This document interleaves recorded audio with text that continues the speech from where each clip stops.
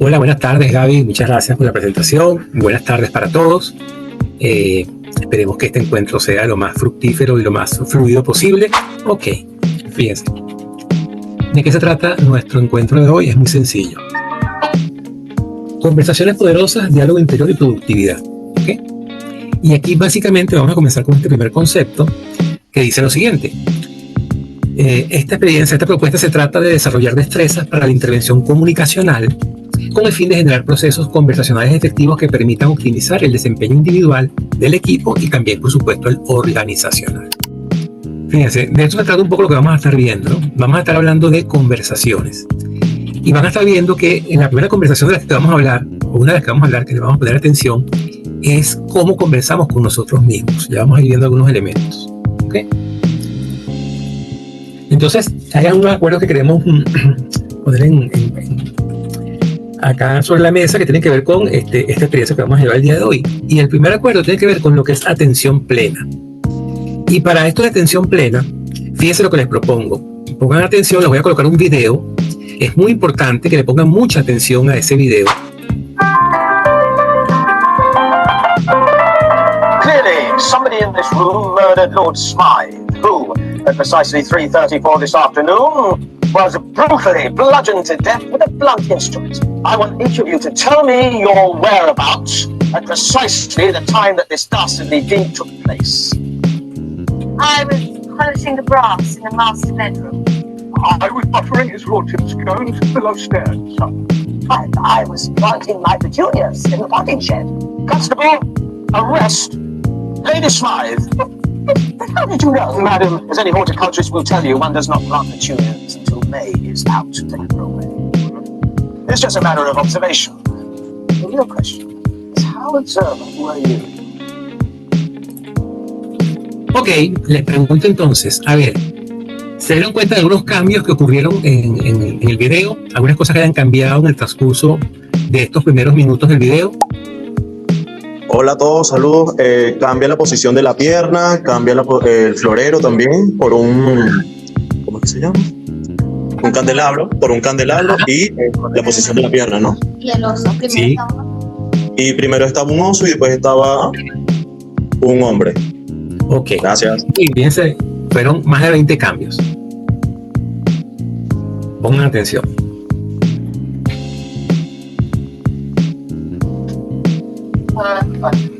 Clearly, somebody in this room murdered Lord Smythe, who, at precisely 3:34 this afternoon, was brutally bludgeoned to death with a blunt instrument.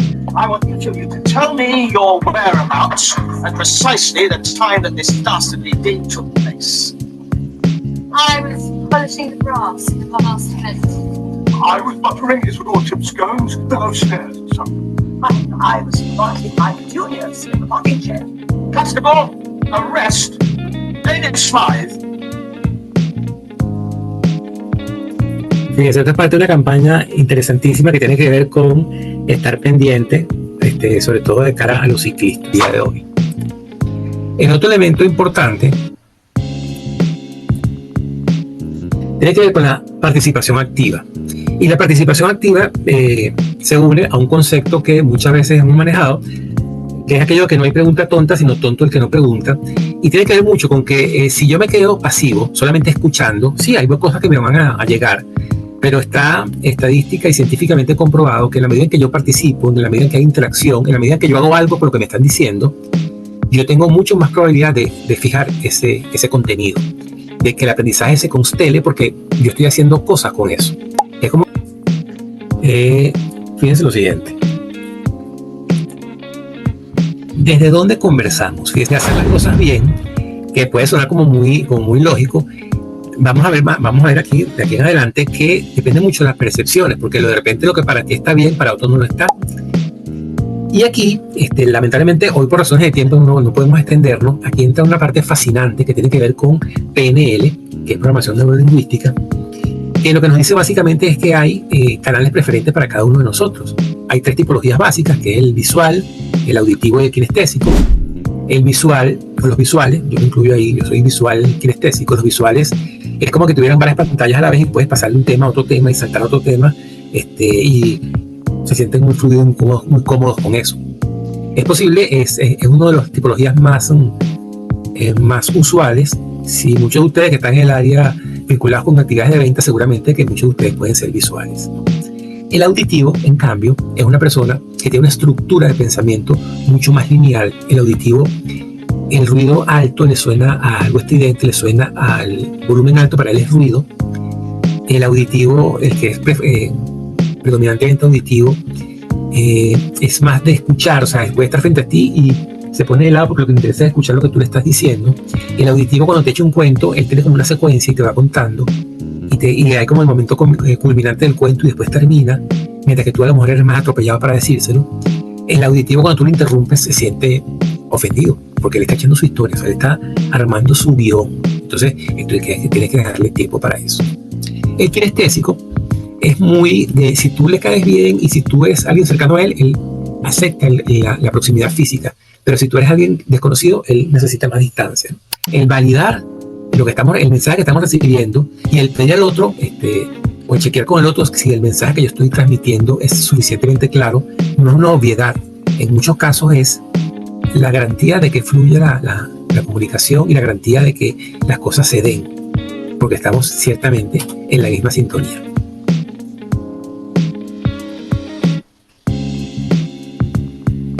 Sí, esto que dice Keila, la importancia de la empatía.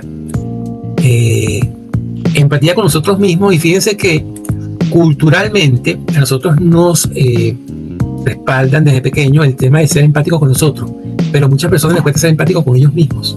Entonces son, esto que decimos, muy extrovertidos, muy comunicativos, muy considerados con el otro y muy inquisidores y muy despectivos consigo mismos.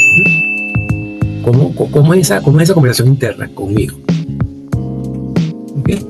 Y tiene también mucho que ver con el contexto. Entonces todo esto condiciona mi conversación interna.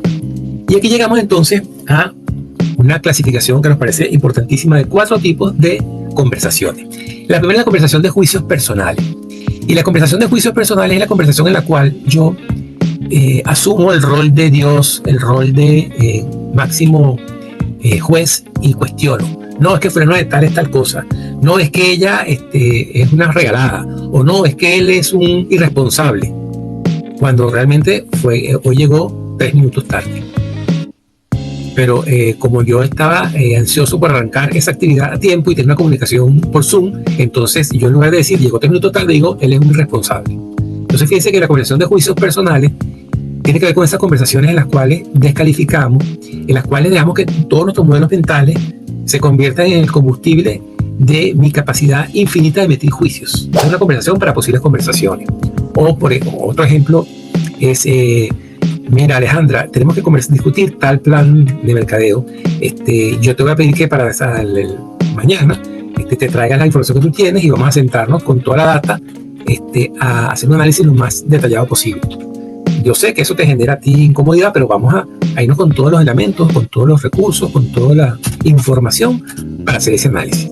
Fíjese tú, una conversación para posibles conversaciones. Es una conversación donde yo doy una suerte de tráiler de qué vamos a hablar, o preparo a la persona, o me preparo yo, porque soy yo a lo mejor el que tiene mucha ansiedad, porque tengo temor de que esta persona reaccione de una forma irada, qué sé yo.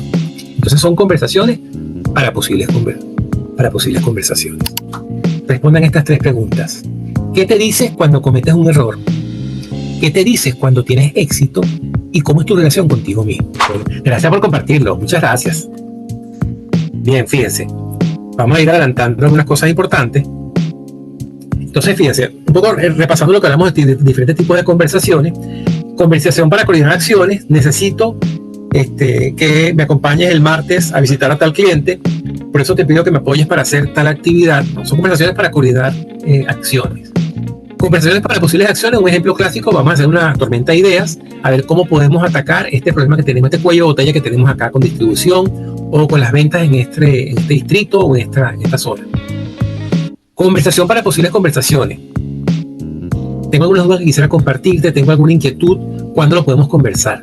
Hago mucho énfasis en esta conversación para posibles conversaciones, sobre todo en aquellos casos en que eso nos genera ansiedad y estamos postergando esa conversación y le vamos sacando el cuerpo. Y a veces tener esta conversación de posibles conversaciones es como yo mismo forzarme a, mira, sé que tengo que hablar con Alberto, déjame llamarlo y decirle cuándo me puede atender. Oye, Alberto, tengo un tema importante que quiero conversar contigo, pero eso va a requerir tiempo. Cuéntame cuándo podemos juntarnos para conversar esto. Y aquí entramos a un tema que es interesantísimo, que no es lo mismo intención que compromiso. No es lo mismo querer que hacer. Y fíjense, la diferencia está en la acción, en que en la intención hay un deseo, pero en el compromiso está vinculado siempre al accionar, al resolver. Entonces, veamos esta breve definición. Fíjense, intención es algo que está en nuestra mente y puede cambiar. Algo que te propones o quieres hacer es una esperanza, es un deseo. Por el contrario, cuando hablamos de compromiso, es algo firme, es algo que implica llevar a cabo una acción. Precisa establecer un plan que te permitirá conseguir ese resultado, o sea, que es algo concreto. Y en la vida nos vamos a conseguir muchas veces este tipo de encrucijada. Entonces, aquí siempre va a ser la invitación a verlo desde el área del compromiso, desde el área de la acción. Piensen rápidamente en su contexto laboral o en otros ámbitos que puede ser personal o comunitario. ¿Cuáles son esas conversaciones que tengo pendientes? ¿Por qué no las he tenido? ¿Y qué me detiene a tomar acción? Un par de minutos para que contesten esto, que no es para mí, es para ustedes. Ok. Dicho eso, entonces vamos a entrar a esta definición de asertividad. Fíjense, esta definición de asertividad que nos dice: habilidad de comunicarse y expresar ideas positivas y o negativas, así como sentimientos de manera abierta, honesta, responsable y directa. Y les pregunto, ¿qué nos llama la atención de esta definición?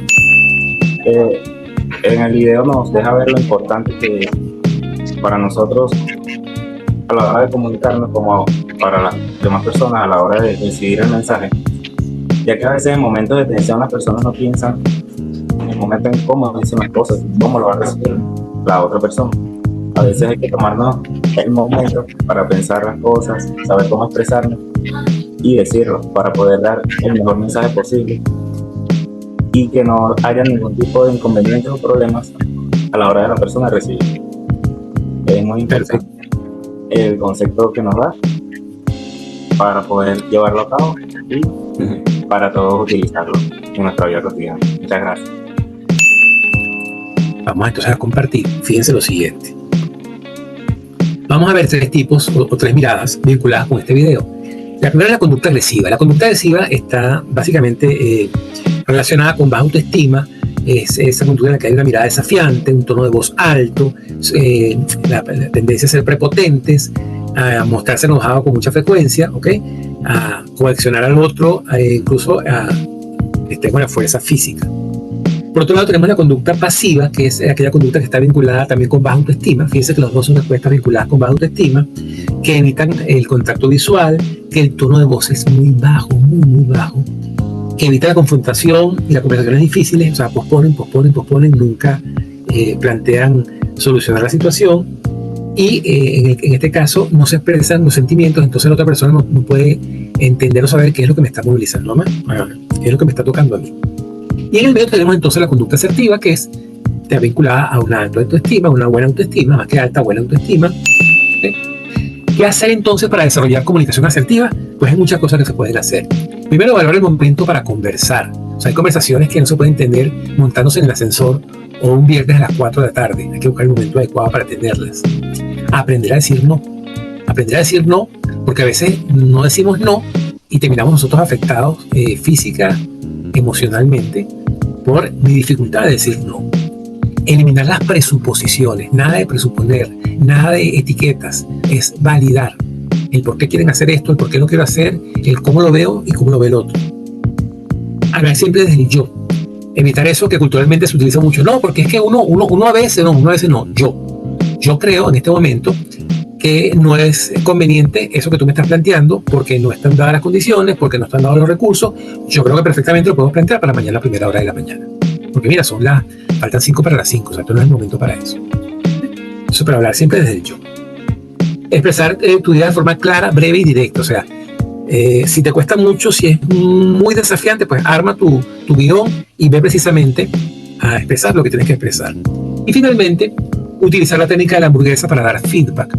Esta es una técnica muy sencilla que, si la resumimos, es pan, carne, pan. Esta es la técnica ideal cuando tenemos que dar feedback a alguien que no lo está haciendo bien, a alguien que metió la pata o que cometió un error. hacerlo en términos más objetivos. ¿Cómo funciona esta herramienta? Muy sencillo. Hay información positiva, o sea, el pan de arriba es todo lo que yo voy a decir de ti, que tienen que ser cosas específicas de ti, que yo reconozco y aprecio en ti.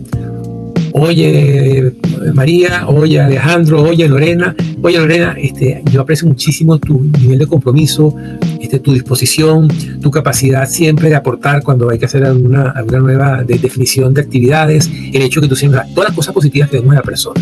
¿Okay? Eso es el pan de arriba. Después viene la carne, que es lo que hay que corregir. Entonces, cuando voy a pasar del pan de arriba a la carne, yo no puedo utilizar el pero. Porque si yo me paso 10 minutos hablando cosas buenas de ti, después digo pero, es como que ese pero invisibiliza todo lo que dije de ti positivo. Entonces yo digo todas las cosas que te edifican, que me gustan de ti, que hacen que tú bajes la guardia, y después respiro, digo tu nombre, Lorena. Lamentablemente no puede volver a pasar esto de que envíes el reporte en Excel, ese reporte hay que enviarlo en PDF, porque esa información filtrada, que no se puede filtrar información, o sea, define la situación. Eso es lo que hay que corregir. Y abajo, el pan de abajo es un pan para empoderar. No tengo ninguna duda de que tú vas a entender, de que tú entiendes perfectamente la importancia de lo que estamos conversando, y que sé que tienes los recursos, la capacidad y el compromiso para que esto se resuelva y podamos seguir adelante. Entonces, fíjense, pan arriba, carne, pan abajo. Excelente. Totalmente útil y acertado, nos dice por acá Enzo. Perfecto, fíjense. Esta herramienta la hemos utilizado en diferentes talleres a nivel de alta gerencia, a nivel de posiciones operativas, y a todo nivel funciona. ¿Ve? ¿Qué es lo importante? Que yo en ese pan de arriba sea lo más empático y lo más, lo más customizado posible, o sea, que sea específico para esa persona, que yo voy a decir cosas que esa persona realmente las hace muy bien, y yo me siento identificado con eso, y es una manera en que yo estoy reconociendo a esa persona. O sea, el pan de arriba no es más que reconocer al otro. Muy bien. Bueno, el tiempo, que es un verdugo, nos dice que estamos llegando al final de este encuentro, y yo sencillamente quisiera preguntarles qué se llevan de este encuentro, qué les hace sentido. Aquí hay una frase que siempre me gusta colocar en estos casos: ignoro lo que he dicho hasta que escucho lo que me responde. Miren ustedes qué tal. Ignoro lo que he dicho hasta que escucho lo que me responde.